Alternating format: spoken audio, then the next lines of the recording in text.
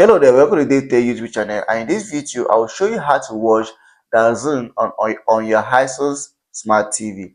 If you find the video helpful, make sure to like, subscribe and share for more important videos like this. So if you want to watch DAZN on your Hisense Smart TV, come out to your available apps and you're going to see the application here. If it's already installed, I just go ahead and launch it. But if it's not installed, just go out to your app store over here. So come out to your app store and launch it. It takes a while to launch. Just give it a moment. But once you successfully launch, what you have to do, you can browse through the application to search for it, or just quickly come over to search button here and search for the application, which is the DAZN app.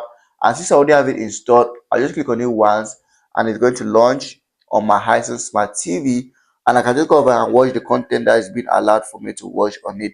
So just give it a moment, and here's the application, and I can start watching the content once it's done loading, or once the application has opened on my smart TV. So here's the application opening. Just give it a moment.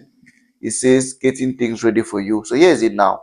So you can watch content here, but they'll ask you to create an account if you've not created one already. So here's all content that I can watch. There are some content that are premium that you have to pay to watch, but there are content that you can watch without having to subscribe.